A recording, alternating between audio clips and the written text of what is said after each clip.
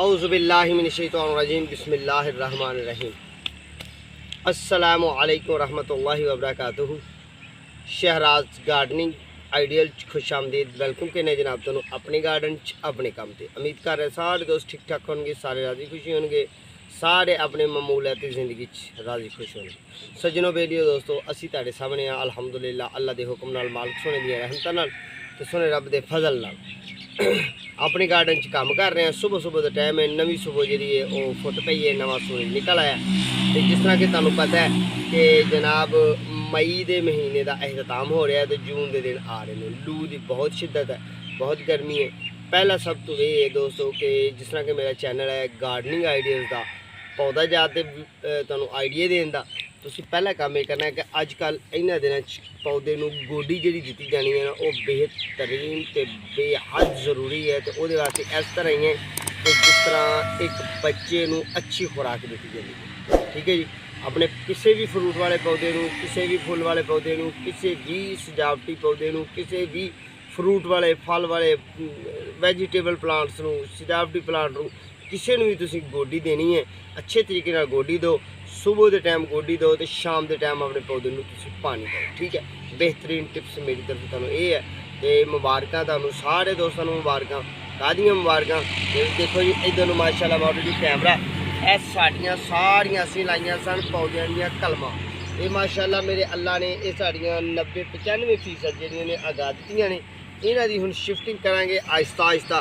तो जिस तरह कि मैं एक वीडियो तुहानू दी अज तो तकरीबन 4-5 महीने पहला, मेरे अंदाजे के मुताबिक 3 महीने पहले गुजरी होएगा, टाइम गुजरेगा फरवरी दी होएगी।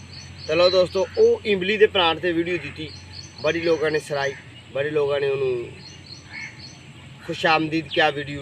तो उस वीडियो के मतलब अज फिर एक वीडियो तुहानू देने याद दहानी नाले कराने कि इमली का प्लांट किस तरह उगना तो किस तरह उगाया जाना। जेडे नवे व्यूअर्स ने वो मेरे चैनल सबसक्राइब कर लो, बैल आइकन के बटन दबाओ। तो जनाब हुण वीडियो का करने शुरू। तो गल इत्थों शुरू करने कि जो पुराने ने जिन्होंने तक कोई वीडियो पहुँची, जो लोगों ने वेखी, उन्होंने तो पता है कि जनाब बीज लैने ने। नवे व्यूअर्स वास्ते फिर नवी गुफ्तगू शुरू कर रहे हैं। बीज लैने ने तो बीज कित्थों लैने ने? दुकान पर जाना है, इमली देसी इमली लैनी है, हकीम की दुकान तो, पंसार की दुकान तो लैनी है। देसी इमली लैनी, वो बीज कड्ढने, बीज अपने मूँह में नहीं पाने। मूँह च बीज जो पाओगे तो तुहाडे मूँह की गरमाइश, मूँह की हरवार, मूँह के जरासीम जोड़े ने वो लगनगे ना जो, तो वह बीज उग जाएगा, उन्हें फ्रूट नहीं लगेगा, ठीक है जी। बेहतरीन गल ये है। पहली बड़ा कीमती तो बड़ा अच्छा मशवरा ये है। कोई माली भी नहीं शेयर करता, तो बहुते मालियों को पता ही नहीं कि यह भी गल है, क्योंकि उग तो उन्हें जाना है पर वो इमली नहीं लगनी, ठीक है जी।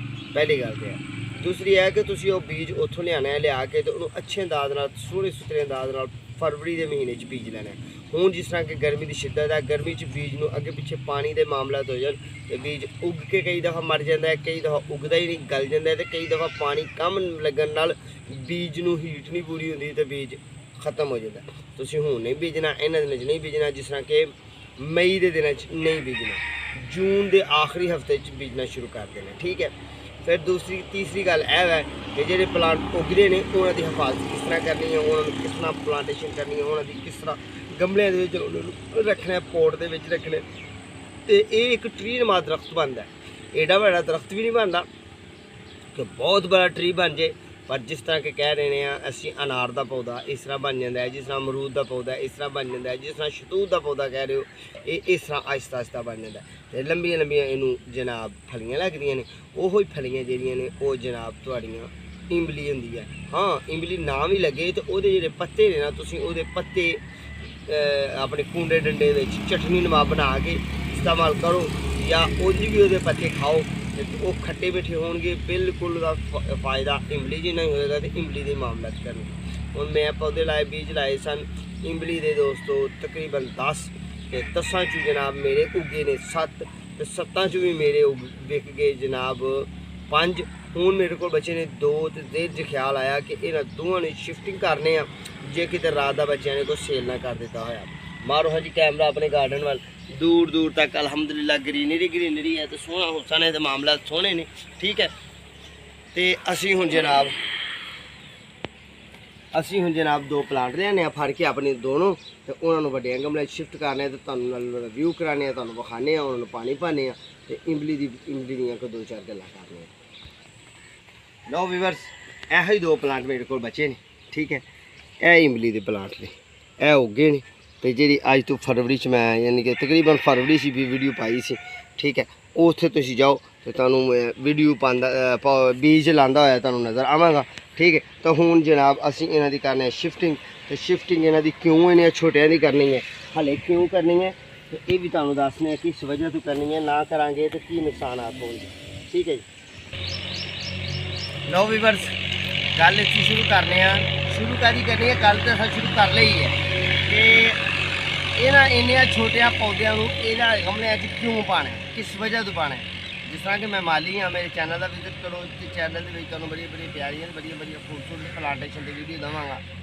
ਤੇ ਇਹ ਦੋਸਤੋ ਗੱਲ ਇਹ ਹੈ ਕਿ ਇਹਨਾਂ ਪੌਦਿਆਂ ਨੂੰ ਅਸੀਂ ਇਹਨਾਂ 'ਚ ਕਿਉਂ ਬਦਲਣਾ, ਕਿਉਂ ਨਹੀਂ ਬਦਲਣਾ, ਕੀ ਮਾਮਲਾਤ ਨੇ। ਜੇ ਤੁਹਾਡੇ ਕੋਲ ਜ਼ਮੀਨ 'ਚ ਲੱਗਾ ਪੌਦਾ ਹੈ ਤੇ ਜੂੰ ਹੀ ਇਹ ਪੌਦੇ ਨੇ ਐਡਾ ਵੱਡਾ ਹੋਣਾ ਨਾ, ਯਾਨੀ ਕਿ 1 ਫੁੱਟ ਹਾਈਟ ਹੋਣੀ ਹੈ, ਤੇ ਇਸ ਪੌਦੇ ਨੂੰ ਤੁਸੀਂ ਜ਼ਮੀਨ 'ਚੋਂ ਬੜੇ ਵੀ ਸੋਹਣੇ ਅੰਦਾਜ਼ ਨਾਲ ਗਾਚੀ ਕਰੋਗੇ ਨਾ, ਤੇ ਇਹਦੀ ਗਾਚੀ, ਇਹਦੀ ਜੜ ਖੁਸ਼ਕ ਹੁੰਦੀ ਹੈ, ਅਨਾਰ ਨੁਮਾ ਜੜ ਹੁੰਦੀ ਹੈ, ਇਹਦੀ ਮੈਂਗੋ ਨੁਮਾ ਜੜ ਹੁੰਦੀ ਹੈ, ਖੁਸ਼ਕ ਤਸੀਰ ਰੱਖਦੀ ਹੈ ਇਹਦੀ ਜੜ।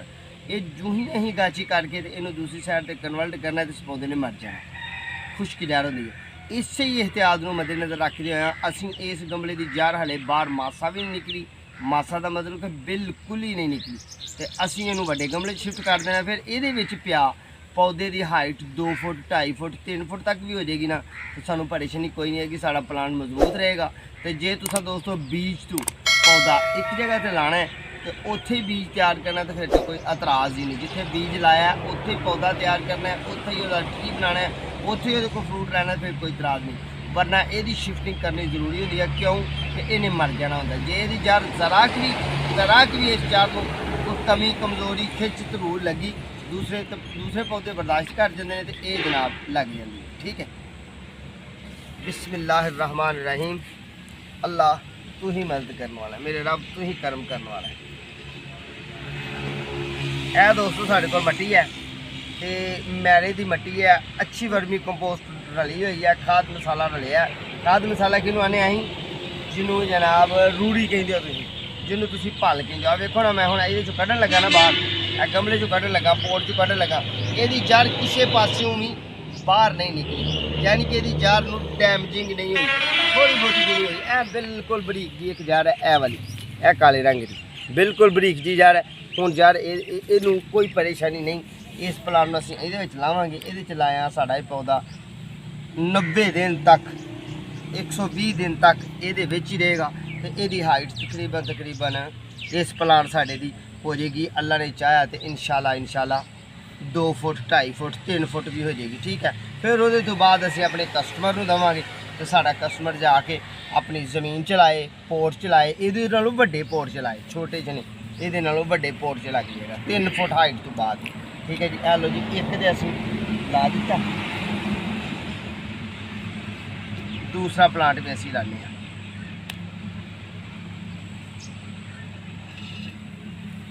ये मेरे को 2 ही बचे सन, तो दिल च ख्याल आया कि अपने व्यूवर्स को आइडिया देना है, बेहतरीन किस्म का सेल हो जाने ने पौधे, फिर निज़ाम ख़राब हो जाएगा, फिर अगले साल नवे बीज बीजांगे, फिर नवा आइडिया देवांगे।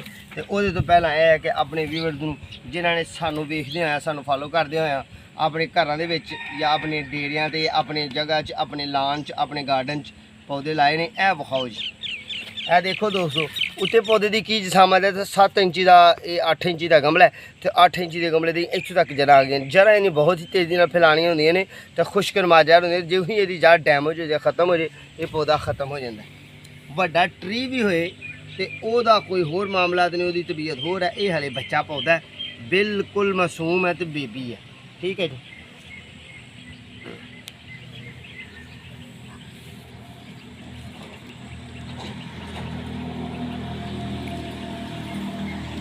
हूँ असी इनू पाना पानी पा के, तो इनू असी ऐसा नहीं कि पानी इनू पाना ही नहीं, मतलब अज इनू पानी पाया ना, तो फिर इनू असी पानी 2-4 दिन बाद पानी पाना है।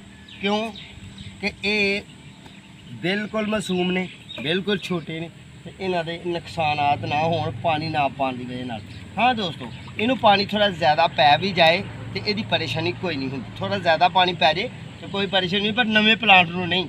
जूं ही ये पुराना हो जाए, जड़ जमीन च पवस्त हो जाए, अपना घर बना ले तो फिर बिस्मिल्लाहिर्रहमानिर्रहीम।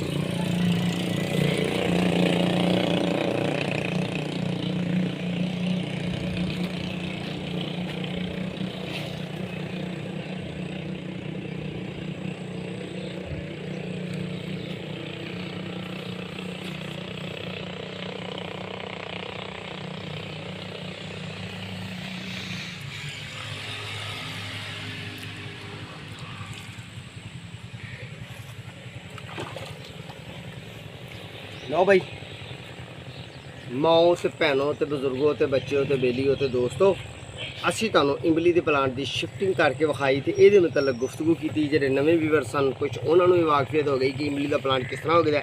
जे नहीं तो साडे चैनल से जाओगे तो इमली के पौधे के बीज लाने की वीडियो तुहानूं मिलेगी इंशाअल्लाह।